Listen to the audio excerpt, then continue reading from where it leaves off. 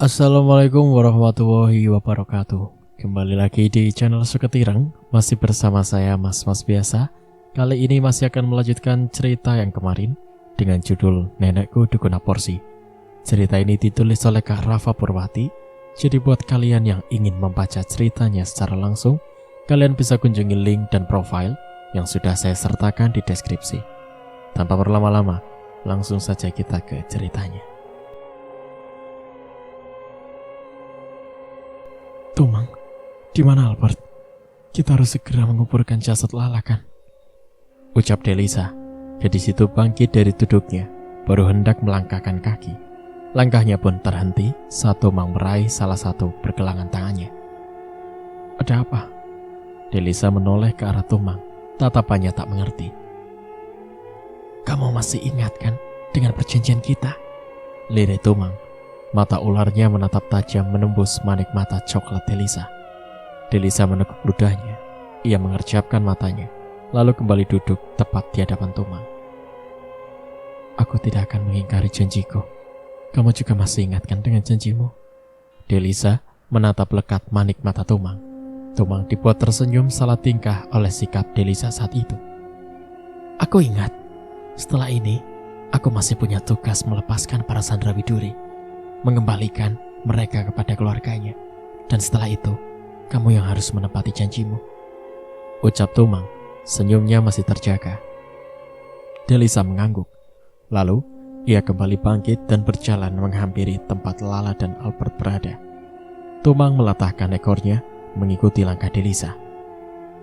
Oh, Tumang, bekik Delisa saat Tumang meraih tubuhnya dan mengangkatnya melayang di udara.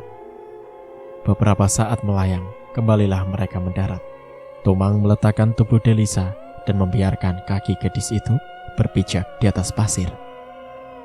Terima kasih, ucap Delisa. Lagi-lagi Tumang hanya tersenyum.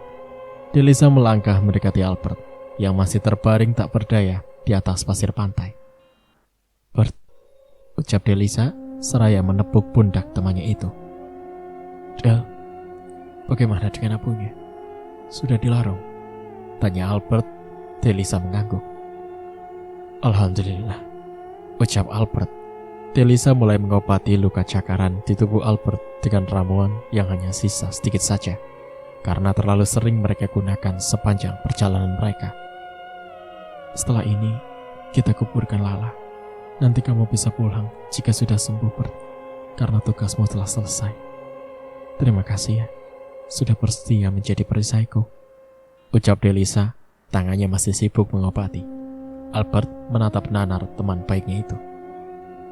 Bagaimana jika aku masih ingin di sini bersamamu? Tanya Albert. Matanya tak lepas dari Delisa. Delisa seketika membalas tatapan itu dengan perasaan tak mengerti. Apa maksudmu?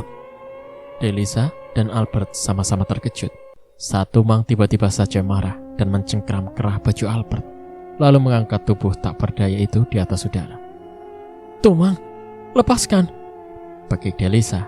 Tumang menoleh cepat pada gadis itu. Tatapannya begitu marah. Kamu membelanya? Marah Tumang. Rahangnya mengeras, giginya gemeratak. Maksud kamu apa? Kamu sudah menyakitinya. Tentu saja aku membelanya. Kalian itu sama-sama temanku. Tidak seharusnya kalian berselisih begini, cecar Delisa seraya berusaha melepaskan tangan kekar Tumang dari kerah baju Albert. Meski Delisa harus berjinjit dan berjingkrak-jingkrak karena posisi tubuh Albert digantungkan cukup tinggi saat itu. Melihat tingkah Delisa, Tumang justru meraih tubuh ramping itu, melingkarkan salah satu lengan kekarnya pada perut kecil Delisa, membawa Delisa semakin mendekat pada wajahnya. Seketika, wajah Delisa dan Tumang pun saling bertemu, begitu dekat. Mungkin jarak wajah keduanya tak sampai sejengkal tangan. Delisa terkejut, kedua manik mata mereka saling bertukar tatap. Bibir Tumang melengkung senyum. Katakan dulu, lirik Tumang, suaranya terdengar tak biasa. Apa? Delisa pun bertanya lirih. Dengan cepat Delisa menarik tangannya yang semula menempel pada dada bidang Tumang. Delisa merasa tak nyaman ketika dirinya harus merasakan detak jantung yang begitu berdebar dari dada bidang tersebut. Katakan, Jika kamu mencintaiku, maka aku akan membiarkan makhluk ini tetap hidup. Tumang menyeringai. Delisa terkesiap dibuatnya. Salah satu tangannya masih mencengkeram kerah baju Albert, sedangkan tangannya yang satunya lagi masih mendekap tubuh ramping Delisa. Delisa tertegun, matanya menatap mata ular Tumang dengan gusar. Mungkin nanti Tumang, tapi untuk sekarang aku tidak mungkin mengatakan hal itu. Lirik Delisa masih mempertahankan tatapannya pada Tumang.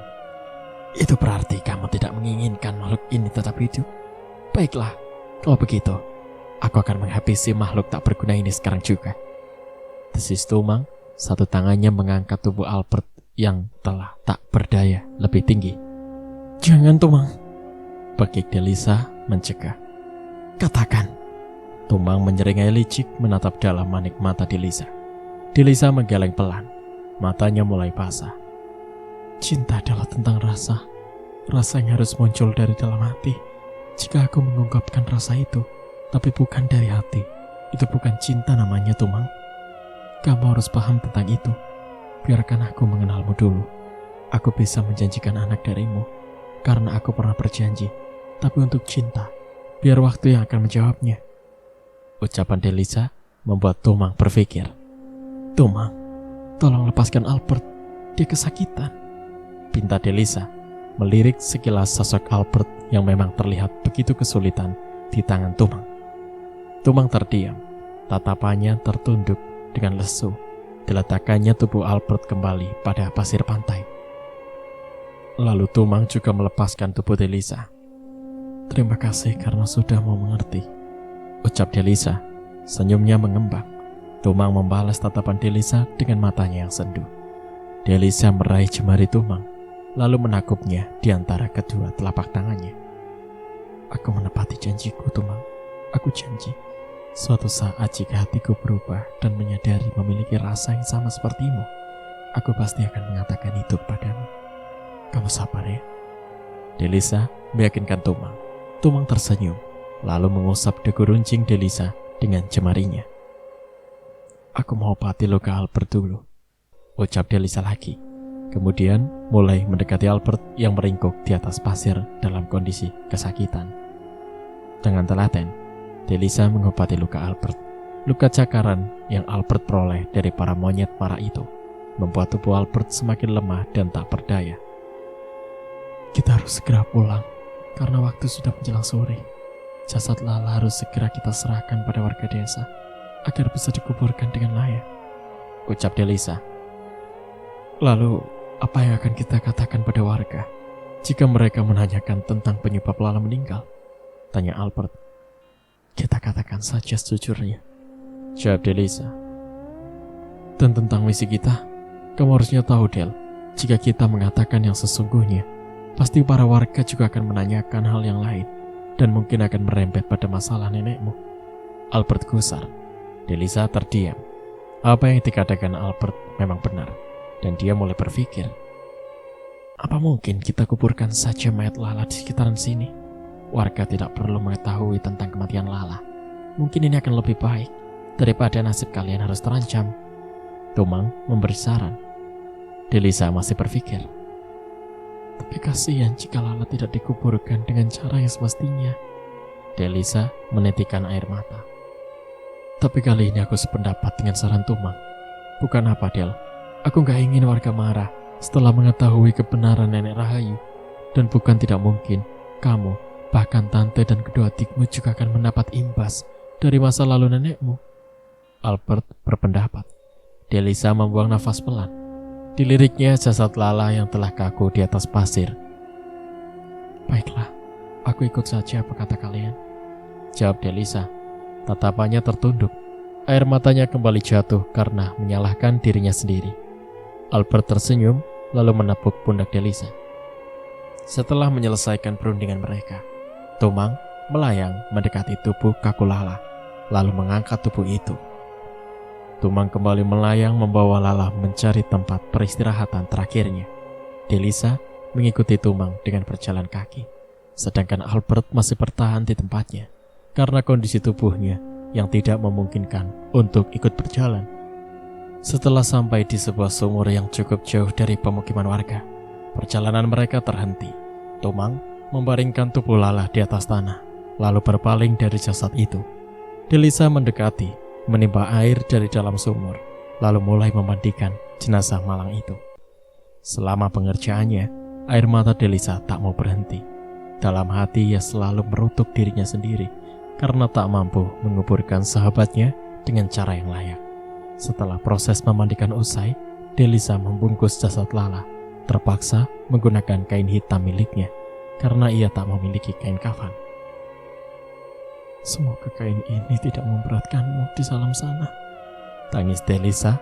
Ia tak punya pilihan lain karena pakaian yang dikenakan Lala saat kematiannya telah koyak oleh cakaran monyet marah. Sementara Delisa mengurus jasad Lala, Tumang menggali lubang untuk menguburkan gadis malang itu. Selang beberapa saat, lubang pun siap. Begitu pula dengan Lala. Terpaksa, Lala tidak disolati karena kurangnya ketersediaan yang memenuhi syarat, seperti mukena yang harus Delisa kenakan saat menyolati, serta perasaan bimbang akan adanya najis dalam tubuh Delisa karena sudah berhari-hari berkelana tanpa mandi atau membersihkan diri. Tumang mengangkat jasad Lala yang telah terbungkus kain hitam, membawa jasad itu masuk ke dalam liang tanah yang baru saja digali. Setelah jasad kaku itu diletakkan dengan posisi yang tepat, Tumang pun menutup kembali liang tanah tersebut dengan tanah yang awalnya ia gali. Maaf ya lah, maaf karena tak bisa menguburkanmu dengan layak, ucap Delisa setelah membekali Lala dengan sebaris doa. Matanya menatap nanar sebongkah batu yang digunakan untuk menandai adanya makam Lala di sana. Ayo Del, ajak Tumang dengan berat hati. Delisa pun bangkit, lalu berjalan pelan. Pikirannya seolah terbang entah kemana. Meski ia merasa lega karena Abu Widuri telah dilarung, tapi perasaan bersalah terhadap Fadil, Mbah Parmo, dan Lala yang telah berkorban untuknya seolah tak dapat terhapuskan dari dasar hatinya. Tumang! Delisa terkejut saat tanpa aba-aba, Tumang tiba-tiba mengangkat tubuh rantingnya, membawa gadis itu melayang di udara. Sesampainya di tempat Albert, Tumang kembali meletakkan tubuh Delisa di atas pasir. Setelah memastikan Albert dan Delisa telah siap, Tumang pun memutar tubuh ularnya di atas kedua remaja itu. Perlahan angin yang mirip puting beliung mulai muncul, hingga lama-kelamaan angin itu pun semakin kencang dan membumbung tinggi di udara. Menit berikutnya, mereka bertiga telah sampai di dalam rumah. Rumah itu adalah rumah Nenek Rahayu. Delisa terkesiap melihat pemandangan yang ada di dalam rumah itu. Sangat berantakan, di mana barang-barang berserak tak beraturan di atas lantai. Apa yang telah terjadi di sini? Lirik Delisa. Seketika ia bangkit dan menyisir seluruh isi rumah. Nandu, Naya, Tante, di mana kalian? Tangis Delisa. Ia mencari keluarganya di semua ruangan dan kamar, tapi masih nihil.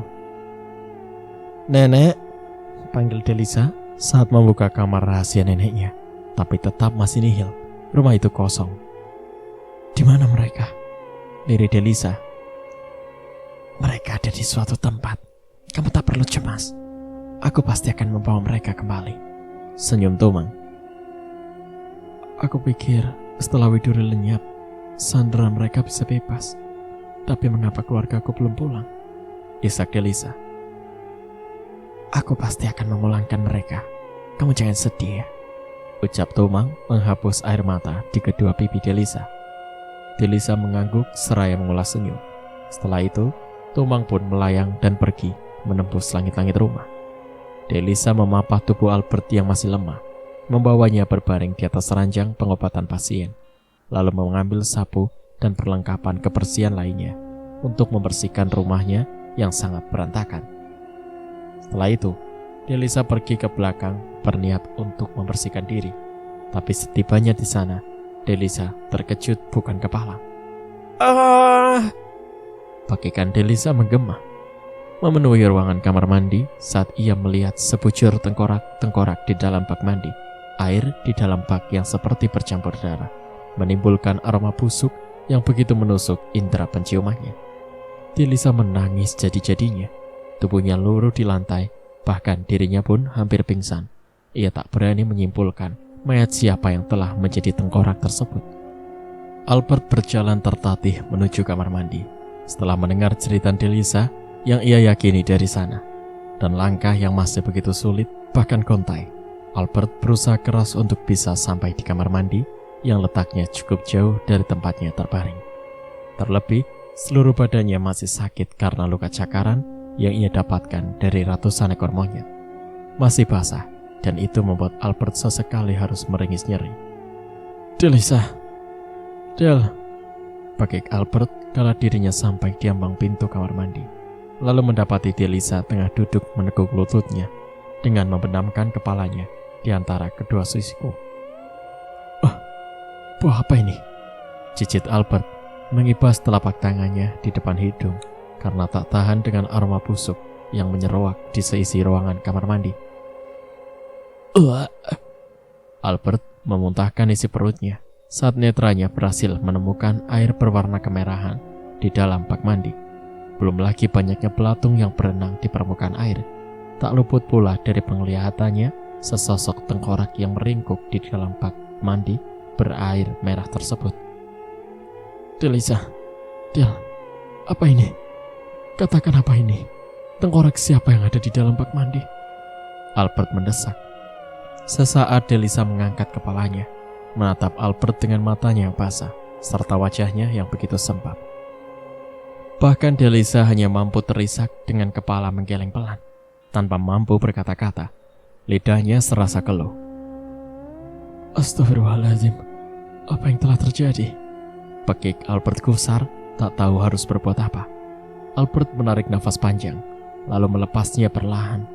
Dengan gerakannya yang masih lambat, ia berjongkok di hadapan Delisa, lalu berusaha menenangkan temannya yang masih menangis pilu, memedamkan wajahnya di antara kedua siku yang tertumpu pada lututnya yang ditekuk. "Ayo, kita keluar dulu dari sini.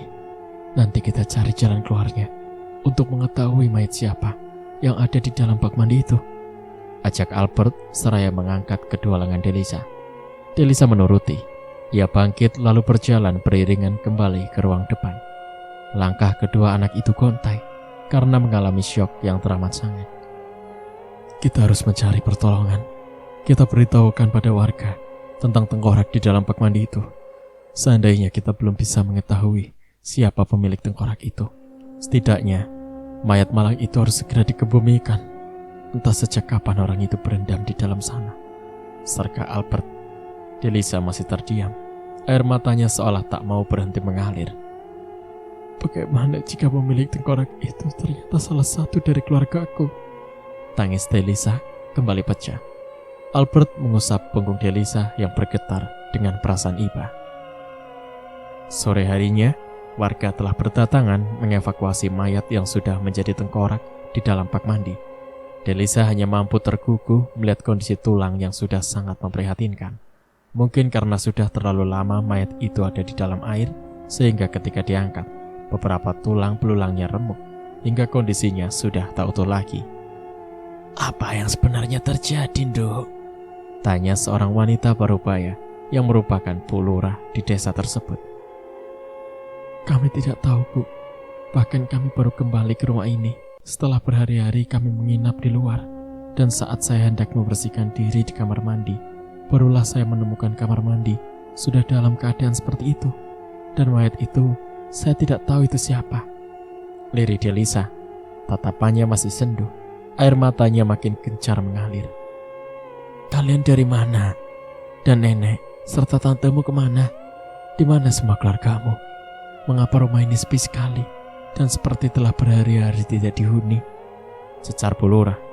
Delisa tercekat. Sesaat ia menekuk ludahnya seraya memikirkan tentang apa yang harus ia katakan agar Bu Lurah serta warga yang ada di sana tidak curiga dan marah. "Kami baru menginap di tempat Bapak Romo yang rumahnya ada di Pringsewu," lirik Delisa. Kedua tangannya saling meremas di atas pangkuannya karena terpaksa berbohong. "Lalu di mana nenekmu, Tami, dan juga adik-adikmu?" Bu Lurah masih penasaran. Delisa hanya menggeleng lemah. Tatapannya yang sendu dan pilu. membuat Bu Lurah hanya membuang nafas pelan, tanpa tega bertanya lagi. Ya sudah, kalau begitu sebaiknya tengkorak ini segera kita makamkan saja. Kasihan jika terlalu lama dibiarkan seperti ini, ucap Bu Lurah. Tangannya mengusap pucuk kepala Delisa. Bu Lurah merasa iba pada Delisa yang masih begitu terpukul atas kejadian yang disaksikannya. Bu Lurah dan warga sengaja bersepakat untuk tidak membawa masalah tulang belulang itu pada polisi, karena mereka tidak ingin masalah semakin rumit jika nanti Nenek Rahayu pulang dan mengetahui jika polisi telah ikut campur tentang rumah dan praktek pengobatannya. Mereka takut Rahayu akan murka, sehingga kembali mengundang malapetaka di desa mereka itu, seperti beberapa tahun silam. Atas alasan tersebut, akhirnya mereka memutuskan untuk menjaga rahasia tentang adanya tulang belulang di dalam rumah Rahayu. Beberapa ibu-ibu sekitar rumah Delisa membantu membersihkan kamar mandi yang sangat kotor dengan darah dan belatung hidup serta mati. Mereka menguras air berwarna kemerahan yang mengeluarkan aroma busuk. Tak jarang ibu-ibu merasa mual dan akhirnya memuntahkan isi perut mereka. Sedangkan bapak-bapak warga sekitar menuruti apa yang dikatakan Bu Lurah. Mereka mengurus tulang belulang itu dengan cara yang semestinya sebelum akhirnya dimakamkan di makam desa. Malam harinya, Dok, apa tidak sebaiknya kalian menginap dulu di rumah ibu sembari menunggu kepulangan nenekmu? Tanya Bu Lurah saat berkunjung di malam hari dengan mengirimkan serantang makanan untuk Delisa dan Albert. Terima kasih atas tawarannya, Bu. Tapi lebih baik Lisa tinggal di sini saja. Takut kalau nenek dan tante pulang, aku tidak di rumah. Lirik Delisa, tatapannya tertunduk pilu. Bu Lurah kembali mengusap pucuk kepala Delisa seraya mengulas senyum. Ya sudah, jika itu mau kamu, nanti ibu suruh Sri biar anakku itu yang menemani kalian di sini ya, ucap Bu Lurah seraya pamit. Delisa mengangguk, mengulas senyum dan berjalan mengantarkan Bu Lurah sampai di ambang pintu. Selang beberapa jam, suara pintu diketuk. Delisa bergegas menghampiri pintu untuk membuka dan mencari tahu siapa yang ada di depan pintu rumahnya. Ketika dibuka, ternyata tak ada siapapun, hanya hembusan angin cukup kencang yang seketika masuk melalui pintu yang dibuka itu, membuat hawa dingin kian menusuk sampai ke tulang-tulang. Siapa? Seru Delisa, kala suara tangisan seorang perempuan terdengar begitu pilu. Tak ada jawaban, tapi suara tangisan itu semakin sering terdengar dan semakin menyayat hati siapapun yang mendengarnya. Sesaat, Delisa menoleh ke arah kamar pengobatan. Albert masih terlelap di atas ranjang pasien, tempat Rahayu biasa mengobati pasiennya. Suara tangisan masih terus terdengar. Bulu kuduk Delisa meremang, bahkan mendadak tubuhnya menegang. Sesaat ia menekuk ludahnya dengan sangat payah. Lalu ia beranikan diri melangkahkan kaki jenjangnya keluar dari ambang pintu, membiarkan pintunya masih sedikit terbuka. Delisa melangkah menuju samping rumahnya, di mana tempat yang diyakini Delisa sebagai sumber terdengarnya suara tangisan itu. Delisa melangkah perlahan. Duk, tolong, Duk. Delisa memekik histeris. Seketika tubuhnya luruh dan bersimpuh di atas lantai cor teras samping rumahnya. Apa yang terjadi, Nek? Tangis Delisa. Tangis Delisa pecah kala melihat sosok neneknya yang tubuhnya sudah berwujud sebucur tengkorak. Hanya setengah wajahnya saja yang masih dapat ia kenali. Itu pun penampakannya sangat mengerikan. Cairan merah kental mengalir dari sekujur tubuhnya yang tampak mengenaskan itu. Bau anyir darah juga menyeruak menusuk indera penciuman Delisa. Duh, tolong kirimkan doa untuk nenek tidak bisa diterima di alam nenek yang baru. Lirik Rahayu disertai suara rintihan yang terdengar sangat menyakitkan.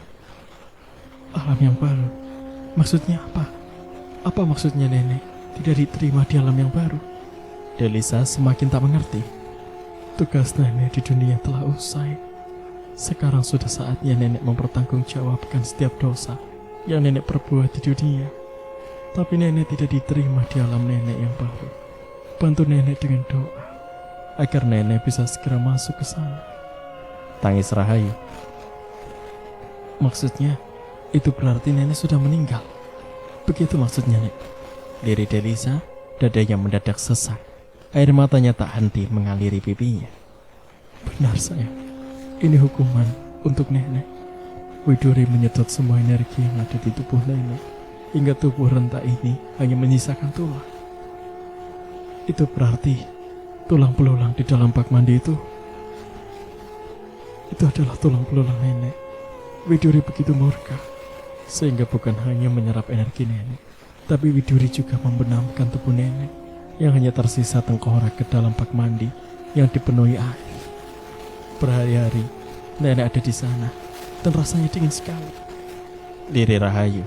Delisa menangis semakin tergugup. Kirimkan doa untuk Bunduk agar nenek segera mendapat tempat di alam nenek yang baru. Pesan Rahayu sebelum sosok tengkoraknya menghilang. Nenek, panggil Delisa. Tapi Rahayu telah menghilang. Tak ada lagi sautan. Del, astagfirullahaladzim. Delisa berjungkat kaget saat setelah satu telapak tangan menepuk pundaknya. Delisa seketika menoleh dan melihat sosok Sri, anak Bulura, yang usianya berkisar 20 tahun, telah berdiri di belakangnya. Apa yang kamu lakukan di sini? Tanya Sri sesaat menatap Delisa, lalu melihat sekeliling. Tapi Sri bergidik ngeri tanpa tahu apa penyebab yang membuat seluruh bulu kuduknya berdiri. Ayo masuk, Del, ajak Sri mengangkat kedua tangan Delisa untuk bangkit. Lalu keduanya berjalan masuk ke dalam rumah. Apa yang kamu lakukan di samping rumah, Dik? Tanya Sri seraya menyodorkan segelas teh hangat pada Delisa. Delisa hanya menggeleng pelan. Dirinya masih dikuasai perasaan syok. Bahkan ia tak menyangka jika neneknya ternyata sudah meninggal. Sri mengelus pundak Delisa. Gadis itu membuang nafas pelan karena merasa iba dengan nasib Delisa saat itu. Yang sabar ya, ucap Sri, tapi perkataannya itu membuat air mata Delisa kembali meluncur melewati pipi. Albert perlahan bangun, lalu bangkit dari tempat tidurnya dan menghampiri Delisa yang saat itu masih duduk di ruang tengah ditemani Sri. Ada apa, Del? Tanya Albert cemas saat melihat muka Delisa yang sembab. Bahkan air mata masih sesekali mengalir di pipinya. Delisa mengulas senyum getir seraya menggeleng lemah. Aku mau beristirahat, Kak, ucap Delisa seraya bangkit dari tempat duduknya. Sri mengangguk seraya mengulas senyum. Kamu tidur duluan, nanti Mbak temani, jawab Sri. Delisa tersenyum, kepalanya mengangguk lemah. Hatinya dipenuhi dengan perasaan yang bahkan tak mampu ia gambarkan. Baru saja Delisa merebahkan tubuh rampingnya, suara tangisan kembali terdengar. Delisa menggeser bola matanya ke kanan dan ke kiri. Indera pendengarannya semakin dipertajam. Suara itu menghilang, membuat Delisa beranjak kembali untuk memejamkan mata. Duh, buka pintunya. Delisa refleks membuka mata yang sempat terpejam saat suara seorang yang ia kenali berbisik di salah satu telinganya. Tak ada apapun. Akhirnya mata Delisa kembali memejam. Delisa, buka pintunya. Suara itu kembali terdengar. Tante, lirik Delisa. Ia mengedarkan tatapannya. Matanya mencari, tapi tak ada siapapun di sana. Delisa bergegas bangkit dari baringnya. Tan, panggil Delisa. Matanya masih mencari, tapi tak ada sautan. Sosok Tami pun tak terlihat di sana. Pintu penutup jendela terbuka dan tertutup tertiup angin yang berhembus kencang. Bulu kuduk Delisa tiba-tiba meremang. Hawa gerah menyelimuti sekelilingnya. Kedua telinganya berdenging nyaring, membuat Delisa tak tahan dan seketika menakuk kedua telinga dengan kedua tangan. Delisa yang panik seketika bangkit dan beranjak dari tempat tidurnya, melempar selimut yang awalnya menutupi tubuhnya dengan sembarangan. Suara ketukan terdengar Bukan hanya dari pintu utama, tapi juga dari jendela-jendela yang tertata di muka rumahnya. Del, ada apa ini? Ada apa di luar? Panik Sri yang ternyata juga merasa kebingungan dengan apa yang tengah terjadi. Delisa hanya menggeleng pelan, tubuhnya melemah. Kedua telinganya masih berdenging, membuat kedua tangannya masih menakup kuat di antara kedua telinga itu. Delisa. Suara panggilan terdengar dari pintu utama. Delisa dan Sri saling bertukar tatap. Albert yang baru datang juga diliputi rasa kecemasan yang teramat sangat. Ada apa? Lirih Albert seraya berjalan tertatih mendekati. Delisa belum menjawab. Suara bisikan yang mengucapkan namanya semakin sering mereka dengar. Delisa melangkah perlahan mendekati pintu. Dengan tangannya yang gemetar, ia menekan handle pintu hingga tahun pintu perlahan dapat dibuka. Angin kencang berhembus masuk, hingga daun-daun yang berguguran dari pohon di depan rumahnya pun turut masuk ke dalam rumah. Tertiup hembusan angin tersebut. Dada Delisa semakin bergemuruh. Ia takut sesuatu yang tidak diinginkannya bisa saja terjadi. Delisa melangkah melewati ambang pintu. Sri dan Albert mengikuti di belakangnya. Seekor kucing hitam yang tiba-tiba lompat ke arah mereka membuat ketiga orang itu terjungkat kaget. Shh, ucap Delisa dan Sri berusaha mengusir kucing itu. Tapi kucing hitam tersebut seolah tak peduli. Bahkan kucing itu mengeluarkan suara maungan yang semakin melengking, membuat tiga orang itu merinding. Shh, shh. Mereka masih berusaha mengusir kucing itu. Tatapan kucing itu begitu menyeramkan, seolah menyampaikan sebuah pesan yang mengerikan. Tapi Delisa tidak tahu apa maksudnya. Suara barang menggelinding di atas atap rumah yang bermaterial seng. Delisa dan yang lain tertegun dengan apa yang mereka dengar. Mereka berteriak histeris. Teriakan mereka hampir bersamaan saat melihat sebujur mayat terlilit kain spray terjatuh di depan kaki mereka. Tante! Tangis Delisa pecah. Ia berhambur memeluk jasad yang ia kenali sebagai Tante Tami. Apa yang terjadi? Apa yang terjadi? Delisa memeluk kepala Tami begitu erat. Berkali-kali dikejupnya kening Tami yang terluka parah. Entah apa yang menjadi penyebab kematian Tami. Innalillahi wa inna ilaihi raji'un, ucap Sri dan Albert hampir bersamaan. Mereka juga tak menyangka jika Tami harus meninggal dengan kondisi yang begitu mengenaskan. Wajahnya hampir hancur, tapi Delisa masih dapat mengenali jika jasad itu adalah Tami. Delisa mendekap jasad itu semakin erat. Tangisnya semakin pilu. Aku harus bagaimana tanpa kalian, Tan? Kenapa kalian harus pergi dengan cara seperti ini? Tangis Delisa. Delisa memekik tangis saat memeluk kepala Tami. Kedua tangannya mencengkram kuat kain spray yang melilit tubuh tantenya itu. Tante. Tangis Delisa semakin pilu. Dipeluknya erat kepala sang tante yang keadaannya begitu mengenaskan. Luka cakaran memenuhi seluruh wajah dan lehernya. Bahkan pola matanya telah tiada. Entahlah, Delisa berpikir mungkin Sani telah memakan sepasang bola mata itu. Tangisan Delisa membuat para warga berdatangan. Apa yang terjadi? Seru Mak Enda, salah seorang warga tetangga yang rumahnya tak jauh dari rumah Delisa. Delisa hanya menggeleng pelan, tanpa mampu menjawab sepatah kata pun. Tangisnya serasa tak mau terhenti. Kami gak tahu, Bule. Tante Tami tiba-tiba saja menggelinding dari atap rumah dan kondisinya sudah seperti ini. Jelas Sri, para warga di sana hanya bergidik ngeri mendengar penjelasan dari anak Pak Lurah itu. Terlebih saat melihat kondisi Tami yang begitu memilukan. Ayo, kita bawa masuk sekarang. Kita urus jenazahnya.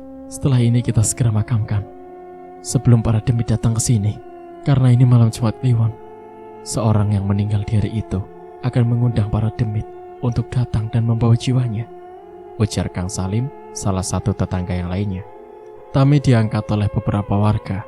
Mereka membawa jasad itu masuk ke dalam rumah untuk segera diurus agar dapat segera dimakamkan. Spray yang melilit tubuh Tami dilepaskan. Astagfirullahaladzim. Innalillahi wa inna ilaihi raji'un. Tante, warga bergidik ngeri. Delisa kembali memecah tangis. Tubuhnya hampir tumbang saat melihat keadaan tubuh Tami saat itu. Kedua lengan tangannya telah buntung. Luka cakaran dan sayatan terpampang jelas di sekujur tubuhnya.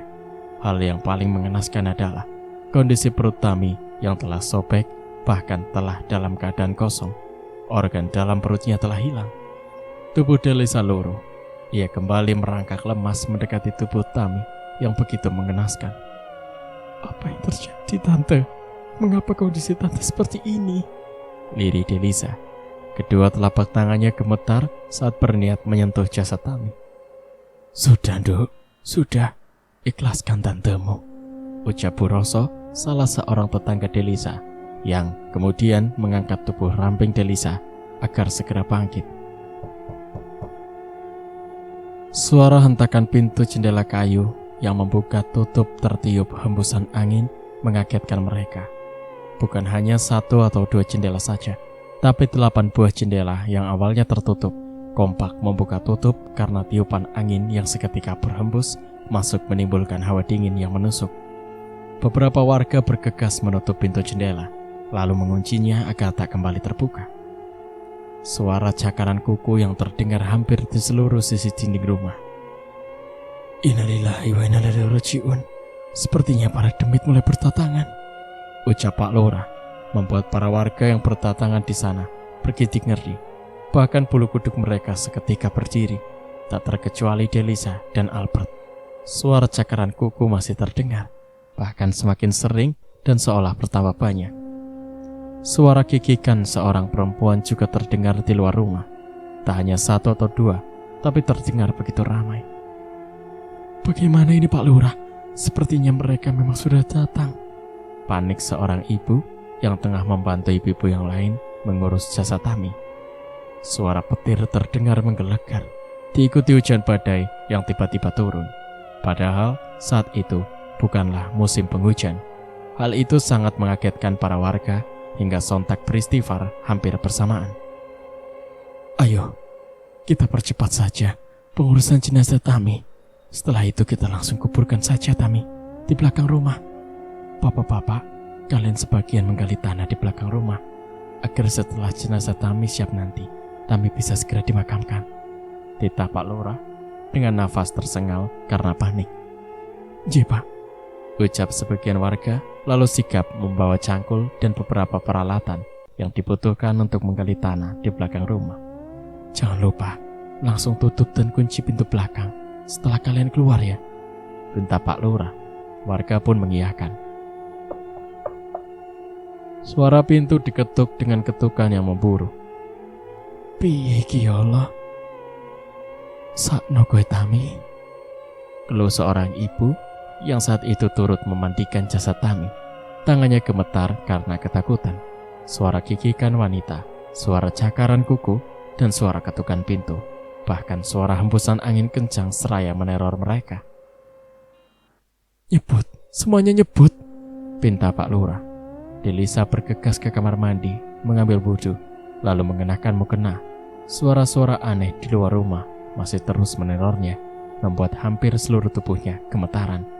Delisa masuk ke dalam kamarnya, mencari mushaf yang ia ingat benar sebelum dirinya pergi, ia letakkan di dalam lemari bukunya.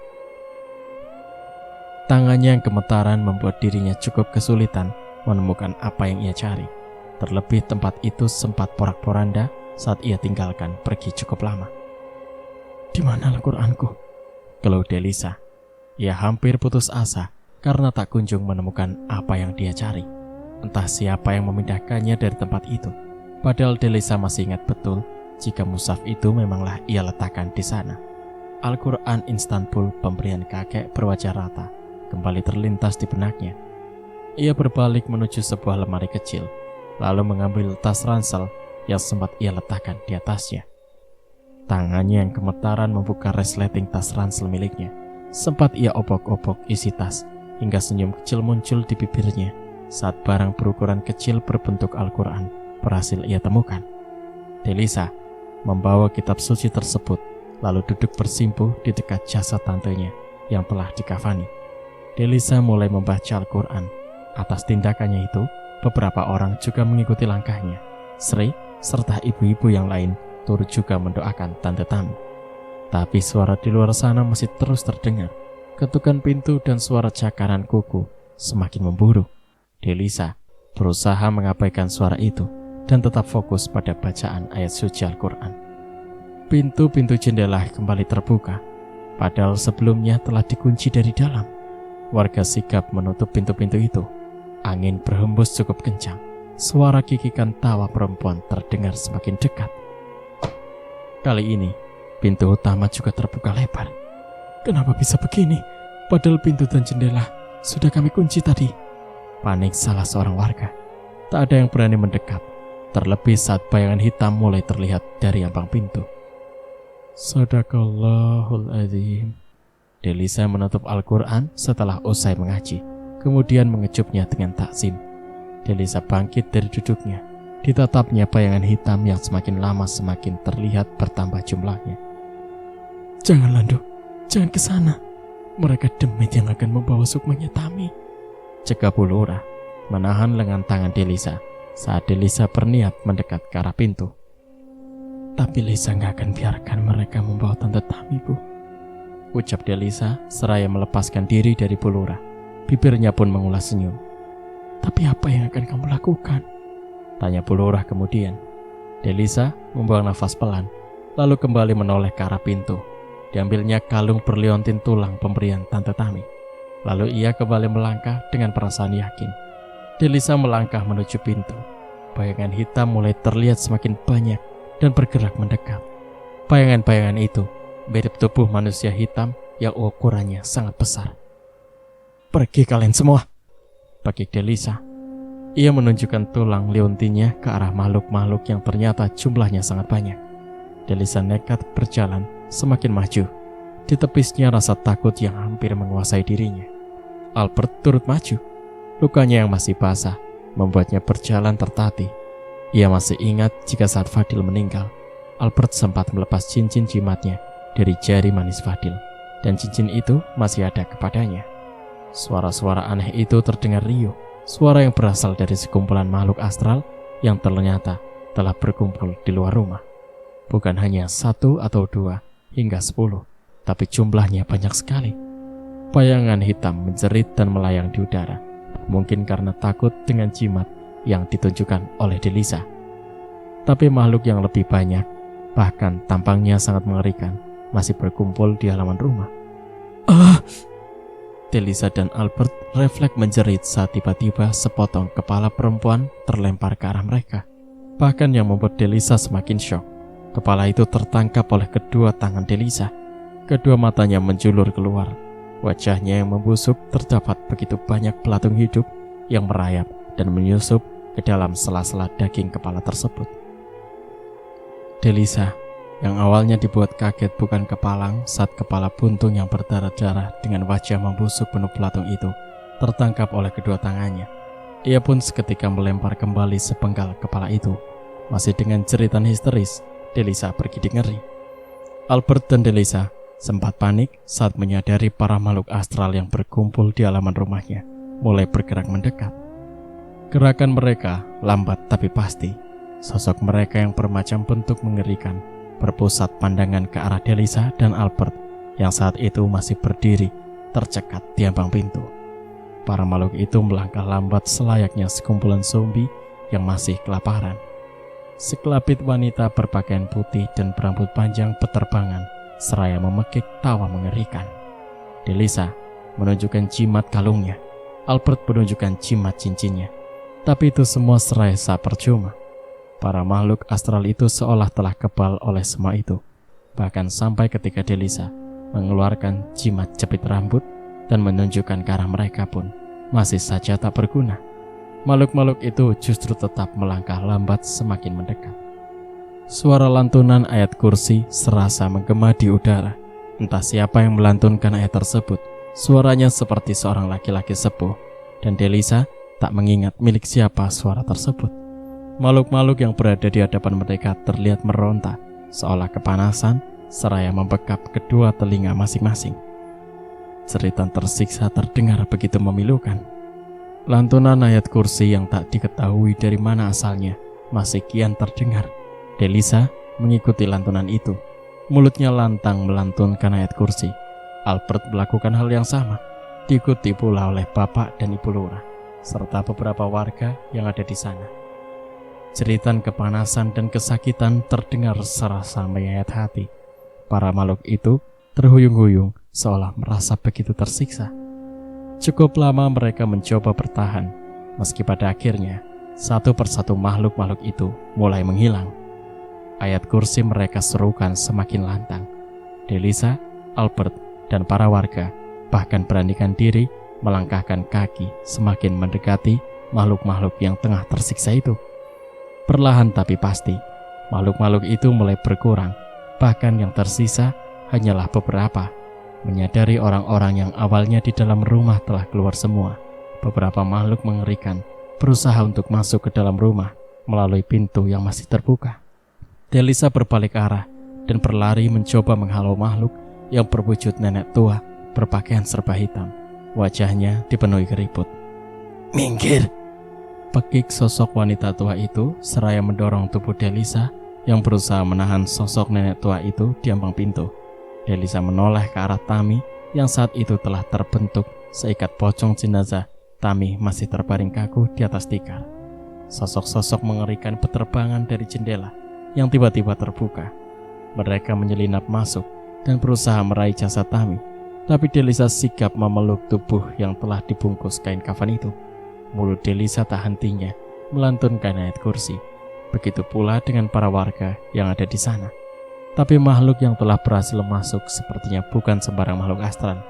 Ilmu mereka mungkin sudah terlalu tinggi sehingga seolah tak goyah sama sekali. "Ya Allah, tolong hamba, tolong kami," lirik Delisa di sela-sela doanya.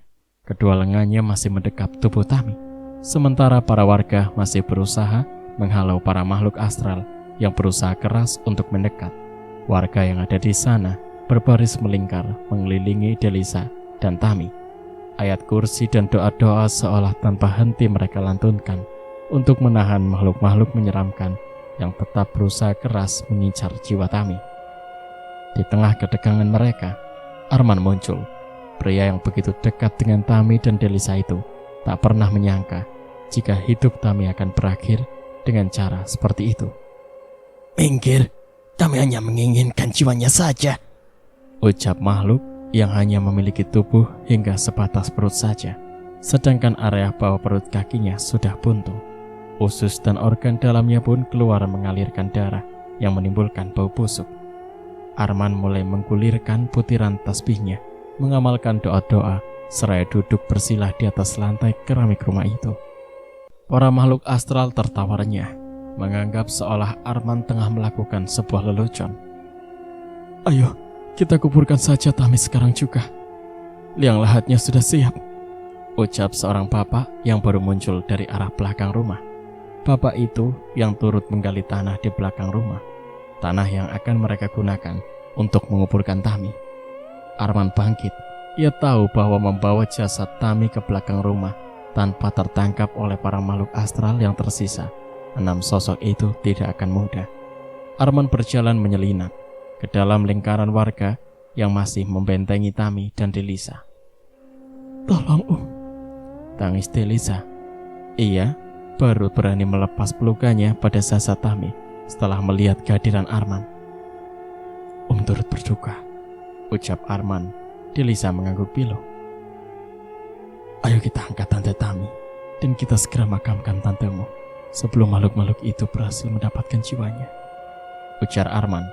Delisa mengangguk, kemudian turut mengangkat jasad Tami, dibantu juga oleh Arman. Delisa dan Arman bergotongan membawa tubuh Tami. Keduanya melangkah menuju belakang rumah. Warga masih setia membentengi mereka, mengikuti langkah keduanya. Begitu pula 6 makhluk astral yang seolah tak mau menyerah dan masih berusaha untuk mendapatkan Tami. Setelah penuh dengan perjuangan, akhirnya sampailah mereka di sisi lubang yang telah digali. Dengan cepat para warga saling membantu menguburkan Tami. Meski waktu masih malam hari, para warga yang lain masih berusaha menghalau makhluk astral karena terus berusaha mendekat. Ayat kursi masih harus dilantunkan. Makhluk astral yang marah bahkan tak segan menyakiti warga karena dianggap menghalangi niatnya. Masa-masa menegangkan seketika berakhir setelah jasad Tami yang meninggal di malam Jumat Kliwon itu telah selesai dimakamkan. Para makhluk astral sempat mengamuk pada beberapa warga karena murkanya. Beberapa warga yang terkena amukan makhluk menyeramkan bahkan harus mengalami beberapa luka cakaran serta gigitan. Arman memutus benang tasbihnya dan melemparkannya anak-anak tasbih ke arah makhluk-makhluk yang masih mengamuk itu, hingga jerit kesakitan terdengar menyayat hati. 6 makhluk itu melayang, membumbung tinggi dan menghilang di tengah pekatnya malam. Alhamdulillahirrabbilalamin, ucap mereka hampir bersamaan. Delisa membuang nafas lega. Setelah 6 sosok makhluk menyeramkan menghilang, sekelapitan bayangan sesosok kakek tua muncul di udara. Kakek itu menoleh ke arah Delisa dan Arman. Senyum teduhnya terlihat seraya menyelesaikan lantunan ayat suci terakhirnya.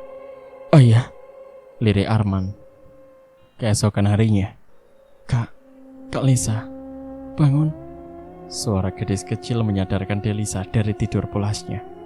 Kak, suara itu kembali terdengar, bahkan disertai tepukan lembut pada lengan Lisa, yang saat itu tengah tidur dalam posisi miring di atas tempat tidurnya.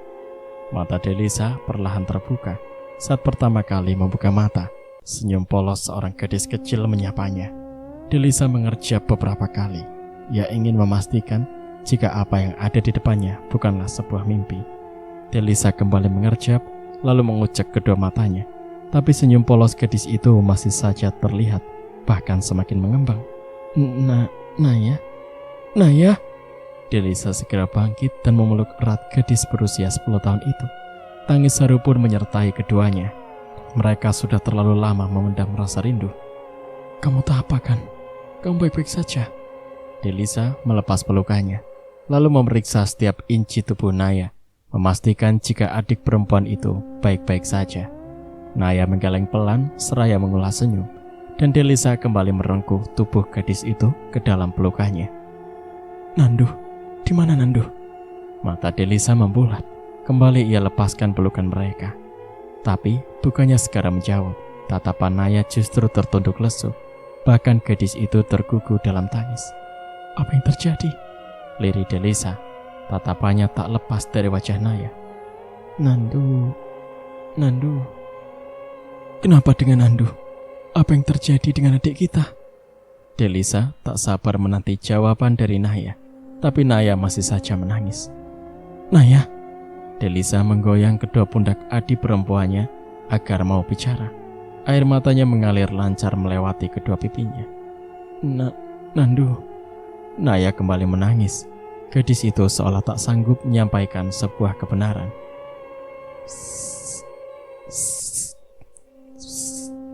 Suara desisan ular terdengar dari langit-langit ruangan kamar itu. Kepala Delisa dan Naya mendongak ke atas untuk mencari tahu dari siapa suara desisan itu berasal. Perlahan kepala Tumang mulai muncul, diikuti tubuh lalu ekor panjang dan besarnya turun masuk ke dalam kamar tersebut. Tubuh Tumang melingkar di permukaan langit-langit kamar itu. Maafkan aku Delisa, karena kedatanganku ke sana telah terlambat. Semua Sandra Widuri telah dibantai dan dihabisi. Saat aku tiba di sana, hanya tersisa Naya saja. Itu pun karena Naya mereka butuhkan untuk menggantikan peran Rahayu sebagai pengabdi mereka. Beruntung usia Naya masih di bawah umur, sehingga belum terjadi sesuatu yang buruk pada adik perempuanmu itu. Seandainya ia mengucapkan sebuah perjanjian pun, ucapannya masih belum sah. Naya harus menunggu usia minimal 15 tahun untuk mengucapkan mantra perjanjian. Tapi Nandu. Delisa menggeleng pelan sebelum Tumang mengucapkan apa yang terjadi pada Nandu. Ia seolah dapat menebaknya. Nandu telah dijanjikan santapan oleh mereka, sambung Tumang dengan nada menyesal. Delisa menangis, meraung seperti anak kecil. Begitupun Naya. Keduanya saling berpelukan, bertukar perih. Albert dan Sri yang mendengar tangisan Delisa dan Naya bergegas masuk ke dalam kamar. Apa yang terjadi? Kakap Albert dan Sri. Mereka begitu cemas. Delisa dan Naya masih menangis pilu dalam pelukan mereka. Keduanya seolah tak punya kekuatan untuk menjawab pertanyaan dua orang temannya itu. Tumang, apa yang telah terjadi? Tatapan Albert berpindah pada Tumang yang masih melingkar memenuhi langit-langit kamar Delisa. Sedangkan Sri hampir pingsan karena syok melihat penampakan Tumang yang baru pertama kali dilihatnya. Tubuh Sri luruh di kasur, mulutnya megap-megap seolah kehabisan nafas. Jangan takut, dia teman kami, ucap Albert menepuk pundak Sri. Tapi Sri masih ketakutan. Keringat dingin bahkan terlihat jelas di area wajahnya. Semua sandera tak dapat diselamatkan, termasuk Nandu. Hanya Naya saja masih tersisa di sana, sedangkan yang lain telah mereka persembahkan sebagai tumpal ritual. Jelas Tumang, tangis Delisa dan Naya semakin menjadi karena tak sanggup mendengar penjelasan Tumang. Keduanya pun semakin mempererat pelukan mereka pada satu sama lain. Innalillahi wa inna ilaihi raji'un, ucap Albert. Tubuhnya turut luruh. Anak kota itu menghentakkan bokongnya di tepi tempat tidur. Satu tangannya meremas dada yang mendadak terasa nyeri. Sore menjelang, Delisa dibantu ibu warga sekitar masih sibuk memasak banyak macam masakan untuk acara tahlilan. Tahlilan itu bertujuan untuk mendoakan Rahayu dan semua orang-orang yang meninggal karena korban Widuri. Delisa berharap setelah mereka mengadakan acara tahlilan dan mengumpulkan bapak-bapak warga desa untuk mendoakan bersama-sama, para arwah korban Widuri akan mendapatkan ketenangan di alam mereka yang baru. Selain itu, mereka juga mengadakan selamatan desa agar desa mereka selalu diberikan keamanan, kenyamanan, kedamaian, serta dijauhkan dari balak berbagai macam bencana dan mara bahaya. Malam harinya, para warga mulai berdatangan. Mereka menempatkan diri duduk bersila di atas bentangan tikar yang telah disiapkan di atas lantai rumah Delisa. Para ibu-ibu pun telah usai menyiapkan makanan dan bingkisan yang akan dibawakan pada bapak-bapak setelah acara selesai. Doa bersama dipimpin oleh Arman. Pengajian dilakukan dengan khusyuk dan hikmat. Hingga pengajian berakhir, semua berjalan dengan normal dan lancar. Ibu-ibu membagikan bingkisan pada bapak-bapak yang hadir setelah acara usai. Lalu mereka pun berangsur pamit. Setelah semua pulang, tinggallah Delisa, bapak dan ibu Lora, Sri, Albert, Naya serta Arman. Mereka masih berkumpul dan berunding ringan. Delisa sama Naya tinggal di rumah ibu saja mulai malam ini ya. Karena kan sudah tidak ada orang dewasa di rumah ini. Ibu takut kalian tidak aman jika hanya berdua saja, ucap Bu Lurah kala itu, kembali menawarkan niat baiknya. Delisa masih terdiam. Ia berpikir sejenak, mungkin yang dikatakan oleh Bu Lurah itu ada benarnya. Tapi Delisa tidak ingin merepotkan siapapun. Terlebih, dia tidak mungkin meninggalkan rumah yang terlalu banyak kenangan tentang keluarganya. Dan terlebih lagi, Delisa masih mempunyai janji pada Tumang yang harus ditepati. Delisa berpikir, ia tak mungkin bisa menepati janjinya pada Tumang jika ia tinggal di tempat lain. Terlebih di rumah Bu Lurah yang ramai dengan penghuni, karena di rumah Bu Lurah saja sudah terdapat 6 orang anggota keluarganya, karena beliau memiliki 4 orang anak, dan anak-anaknya pun sudah besar-besar. Delisa tak ingin membuat Tumang murka hingga berbuat hal yang tak diinginkan, yang mungkin akan berimbas pada warga setempat jika Delisa tidak menepati janjinya. Menurut Om, apa yang dikatakan Bu Lurah itu benar, Del. Kamu akan lebih aman tinggal di rumah Bu Lurah daripada tinggal di sini hanya berdua saja. Lagi pula, Albert juga sebenarnya gak bisa tetap berada di sini, tinggal dalam satu atap bersama kalian, karena kalian bukan mahram. Takutnya akan menimbulkan fitnah di kemudian hari, saut Om Arman. Albert menundukkan kepalanya. Mungkin ia sedikit tersinggung dengan apa yang diutarakan oleh Arman. Delisa sempat tak enak hati akan hal itu, tapi sejujurnya Delisa sependapat dengan Arman tentang Albert dan dirinya yang seharusnya tak boleh berada di dalam satu atap. Maaf Albert, bukan maksud Om ingin menyinggung atau menyakiti hatimu, tapi Om hanya menyampaikan kebenaran. Itu demi kebaikan kalian. Kamu bisa tinggal di rumah Om jika memang kamu masih betah di desa ini. Om akan dengan senang hati jika kamu bersedia tinggal di rumah Om. Om Arman menatap Albert dengan teduh. Senyum ramahnya terulas, membuat wajah Albert yang sempat mendung berseri kembali. Cerita pun bersambung. Nantikan kelanjutan ceritanya di part berikutnya. Terima kasih. Wassalamualaikum warahmatullahi wabarakatuh.